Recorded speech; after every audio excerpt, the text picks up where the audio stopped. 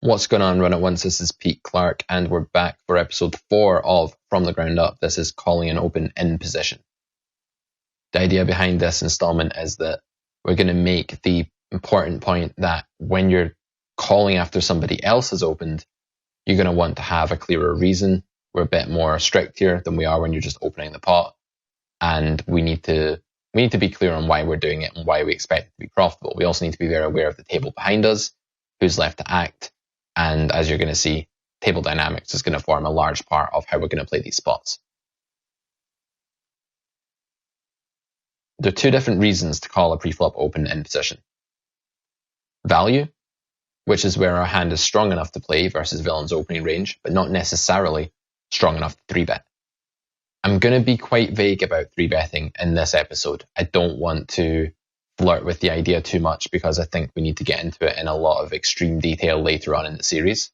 For now, I will say that oftentimes when we're going to call a hand, we could also 3-bet it, and that would also be fine. The reason for that is that basically each line just does well in different branches of the EV tree. And by that I mean that when we 3-bet, we do well when villain folds if we don't have a great hand. Say we have a hand like Queen 10 suited. Cutoff opens, we're on the button. If we 3-bet there, we do very well when he folds like Ace 9 or something like that, for sure. A small pocket pair, whatever he happens to let go. And we do less well when we run into a big hand. When we call there, we do very well when we run into a bigger hand and get to outflop it instead of getting 4-bet. We do well when we keep the pot smaller against a very big hand that villain has, or when we're dominated or something like that. And we do less well when we let Ace 5 get there when it would have folded pre-flop or whatever. So as you can see, there's a bit of push and pull going on here. 3-betting is going to be good as calling, all else being equal, with a lot of the kind of medium strength hands we're going to talk about in this episode. There are hands that make a clear 3-bet, like aces, kings, ace king, ace queen suited, jacks, tens. These kind of hands in most situations in pre-flop, no limit hold'em 6 max, are going to be better to 3-bet than to call with. Then as a group that it's going to be quite indifferent and will be very player dependent, table dependent, situation dependent. And then there'll be bad hands that are generally just better to keep the pot smaller with, like offsuit cards, for example, like king jack off when you're defending your big blind against the cutoff open or something like that. But we're not going to talk about big blind so much today. We're going to talk about in position. And the reason we're focusing on that first is I want to look at reasons to call without the pollution of pot odds, without there being this incentive that we're in the big blind and we're motivated to defend more hands based on this idea that we're going to lose the big blind if we don't, and it's a cheaper investment for us to thereby call a raise. Let's keep that for episode 5. Let's keep that for the next episode. In this installment today, we are cold calling. We have no pot odds incentive to get into the pot, so we have to have a pretty damn good reason other than our position to do so. Implied odds are the second.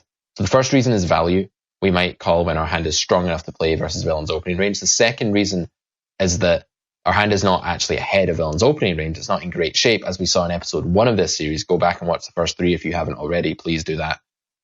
We saw that our pocket 3s that we called, if you remember, against under the gun raise was 38%. It was not doing well. But we also noted that when we got there, when we made a big hand, we were getting paid off significantly. We were getting compensated, in other words, for that small 3 big blind investment that we had to make. So even though we think we're not value calling, we think our hand is behind and we're not often going to make the best hand, we are usually going to lose the pot. We think that the times we get there are going to be enough to make this profitable due to the favorable ratio of investment to average payout and a hand that has some nut potential. Don't call 9-3 offsuit for implied odds just in case you make trip 3s. That doesn't come along often enough. That's like playing bingo. You can set mine with pocket pairs. Mine with suited connectors, suited aces, and multi-way pots especially are good in that situation. There's lots of times when implied odds are a sufficient reason to get involved, but there are limits and you're going to want to have a certain strength of hand, basically. So we'll see how this goes. We're going to look at 4 examples now and just practice judging whether or not we have a good enough reason to cold call. This is a really common spot. We have a fairly good table. We have kind of the wrong position here. We would rather be on the right of the passive recreational where the tight reg is. That way we can raise the limps and isolate like we saw in episode 3, the last installment we looked at. But this is still a very profitable table. When this unknown player raises to 3 big blinds, we can assume it's a reg if he's fully stacked. We'll assume in these examples that we're always 100 big blinds deep unless otherwise stated. Important to point that out. In this case, you can 3-bet or you can call. I've heard people have big arguments here over whether this is a 3-bet or a call. There is really no massive defining truth here to settle that. It will depend on the player who's opening. If this is a loose recreational, we definitely want the 3-bet to isolate. As it's an unknown, I think 3-betting would be fine. But I think calling is also very fine here because there's another recreational player behind you.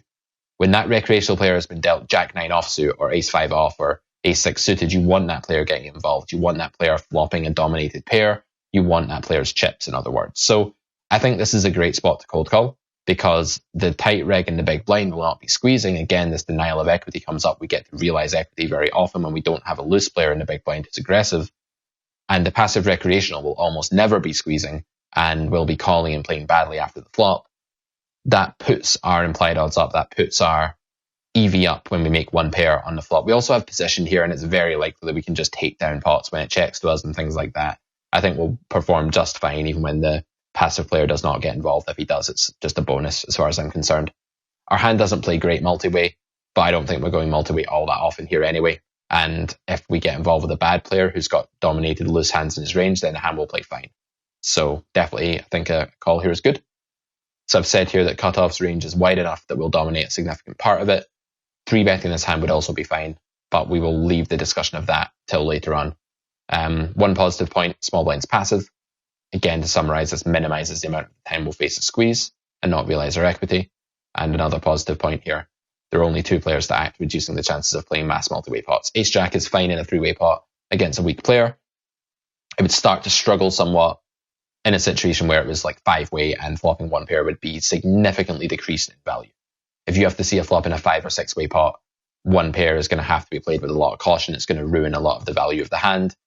You're going to be just hoping for a showdown and hoping not to lose more than you are trying to extract value. But in a 3-way pot, you can still extract a lot of value with one pair, especially in position, as we saw last time. Position increases the EV of everything. This time we have King-Queen on the button. An unknown player raises to 3x in the cutoff.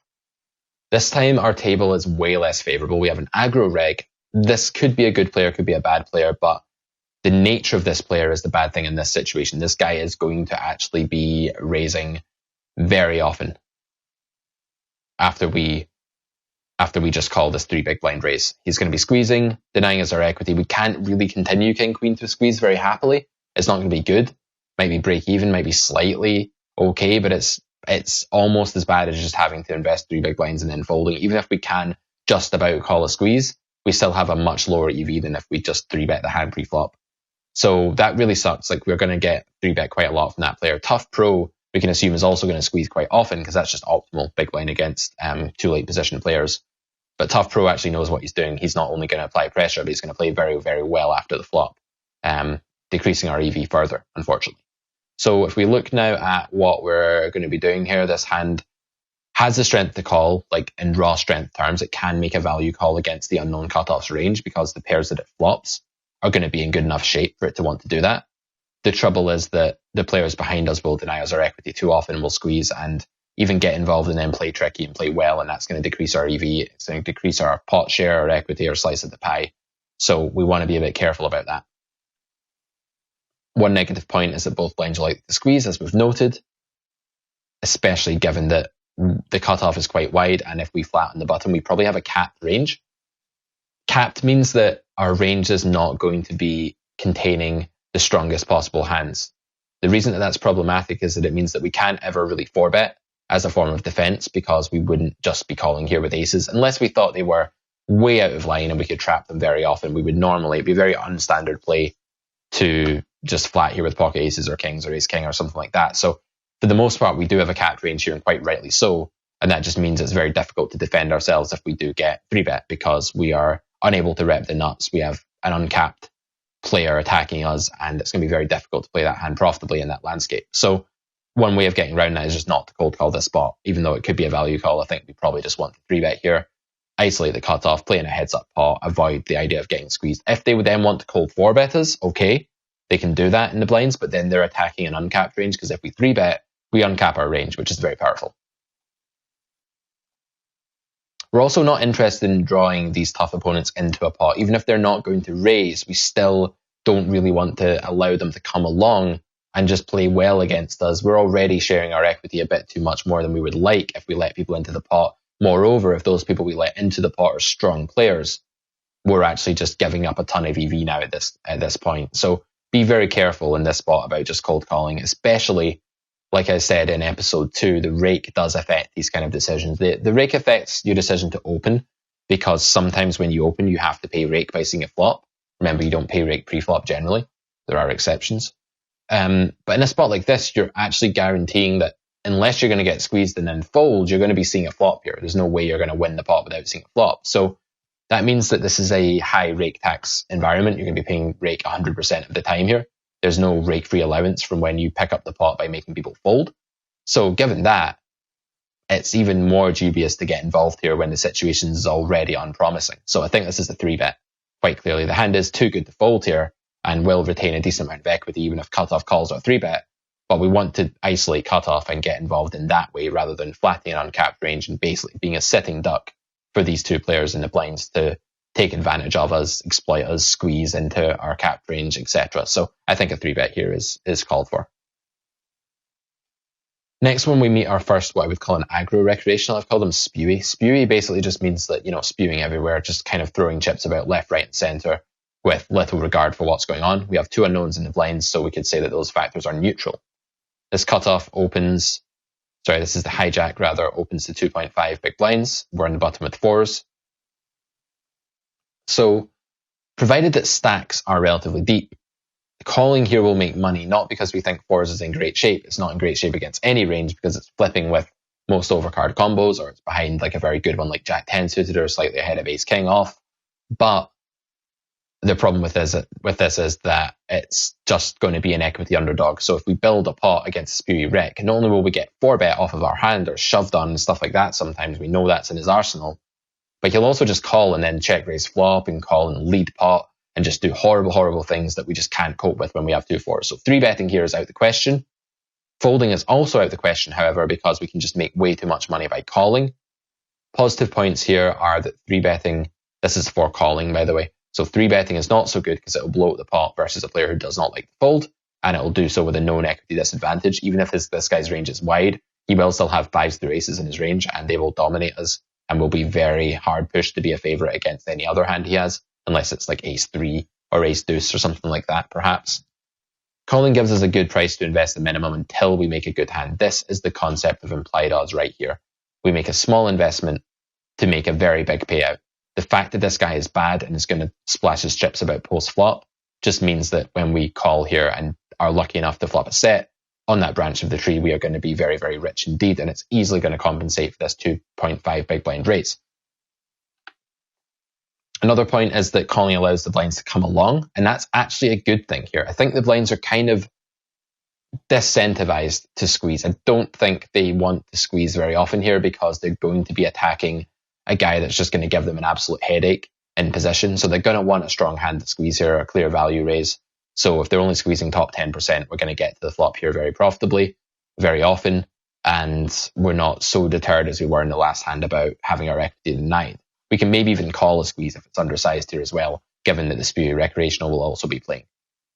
One final point I'd like to note here is that in this situation, having position is going to allow us to really increase our EV the times that we do make that big hand. It's going to help us control the pot. If the recreational player decides to go into some kind of checking mode, we will be able to bet every single time he checks to us. That's key. Final hand I want to look at is this one. This looks like a juicy hand. This looks really nice. We have 6-5 suited in the small blind. Indeed, I do have a soft spot for these sort of hands. They have their time and their place. They're very good cash game hands at reasonable stack depth of 100 big blinds and beyond. Unknown player opens under the gun here, so fairly strong range. We're in the small blind and we have a semi-pro in the big blind. It's someone we expect to play well, but not as well as the tough professional that we looked at earlier. You can see the colours of these guys just are sort of colour-coded if you're wondering what that's all about. No particular rhyme or reason to it, but there is a colour coding. Regs are generally blue or orange if they're good, and it kind of mirrors the colour coding system I have in my own on PokerStars or whatever, and you guys can set up something similar to that. I digress. A low suited connector performs a lot worse than a small pair here. It can outflop a strong range as often. The thing is that when our opponent has a hand like aces here, kings, queens, we're way further behind. Like, okay, we can improve, but the problem is that our improvement doesn't happen all at once on the flop, so there will be less flops where we just catapult ahead of those hands than there will be if we just hold pocket sixes or pocket fives. So I would sooner call sixes here than I would 6-5 suited, no question. The guy behind me is going to be playing well if he does come along. That's not incentivizing me. 3-betting sometimes. He's going to be aggressive enough to squeeze sometimes, even against under the gun. So we want to be somewhat careful about this. I think this is a pretty clear fold because the small blind is also a very unfavorable position. We're not closing the action, meaning we can still get squeezed, and we have the worst post-flop position. So if this goes three-way, we act before everybody. If it's heads up, we act before everybody. It's just not going to be a profitable spot at all and is definitely going to be a fold. Finally, this hand, as I've alluded to already, hands like this, suited connectors that are small, they realize their equity in very gradual stages. This is very expensive. So when we see the flop with this hand and it comes down 4-3 king, we have to face big bets from a strong range that's not folding very often in order to try and get there out of position with this draw. That's not great. So even on one of the better boards for us, like 4-3 king, we're still suffering somewhat due to our positional disadvantage and how difficult it will be to realize that equity in a profitable, cheap way. If we're getting someone really passive here, I don't mind the call because we can realize equity well, we can apply more pressure, we can see more free cards. Against someone that's going to do a good job of applying pressure, which is most people that have an under the gun range because it's tight, good range and wants to be betting quite often, it's going to be very difficult to realize equity here. At least with a small pair, it does it in one. It does it instantly. It realizes all that equity on the flop. It sees 3 cards. It doesn't need a favorable turn or a river to improve if it's already made a set. If it's not made a set, we know it's not improving. We can be done with it. 6-5 suited, much more problematic. I would like to call this hand if I had more idea of how I could exploit villain. If I had position, if I was in the big blind and had a discount, I would probably call in the small blind, not closing the action at worst pot odds, worst position, forget about it. Next time, guys, we're going to be moving on to talk about calling out of the big blind. We're going to look at all the different facets of that spot, mainly the fact that being in the big blind gives you a discount, gives you a better price, and it forces you to play a lot more hands like it or not. We're going to get over our discomfort of feeling like we don't want to play in the big blind and see why it's profitable to be quite loose there. A lot looser than the small blind like we saw today, certainly. Hope you guys are enjoying the series from the ground up. This has been Pete Caritas Clark for runatOnce.com, and I'll see you guys on the next episode. Thank you for watching and good luck at the tables.